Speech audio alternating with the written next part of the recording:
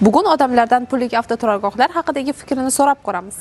Pulli parkovkalar joriy etilgandan keyin nimalar o'zgardi? O'zgarish yaxshi. Mana mashinalarni qo'yadigan joy bor. Qonuniy joy bor-da. Shtrap yozilmaydi. Eng zo'ri shu shtrap yozilmaydi. Hozir urma, so'kma, shtrap bosib bo'libdi-ku. Vaqt to'lamasang ham to'g'ri keladi uyingga. Kvitansiya 12 ming so'm bo'lgani. Parkovka bo'lgandan keyin rasmga tushirib jo'nata olmaydi, chunki parkovka turibdi. Qonuniy turibdi.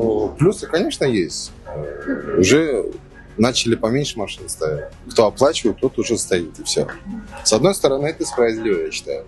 Но чем платить штрафы, лучше заплатить 12 тысяч и спокойно стоять. Pulli parkovkalarga mashinani chiroyli qo'yishadi. Mana pulsiz bo'ladi. Bizani sentr joylar o'tlarga, lekin xohlagancha qo'yishadi. Parkovka uchun to'lov qilish qulay bo'ldimi? Платить удобно, ничего не говорю. Паркод фоткал, оплатил, все удобно, ничего не говорю. Albatta. Вообще zo'r bo'ldi. Hamma narsadan to'lash mumkin hozir. Klikdan ham, paynetdan ham, paymedan ham, ilovadan ham. Tizimda siz yaxshilashni istagan jihatlar bormi? Endi bunaqa parkovkalarni ko'paytirish kerak. Ko'paytirish kerak. Ha, конечно, hamma yerni qo'yish kerak parkovka qilib, hamma yo'lda. Ну, пока только начал, пока не знаю, честно. Пока только начал. Inspektor bo'lish kerak emas. Bitta kamera bo'lishi kerak, nomer avtomatik skaner qiladi. Tanlab oladi. Chunki inspektor yura oladi, yura olmaydi, baribir человеческий faktor degan narsa bor-da.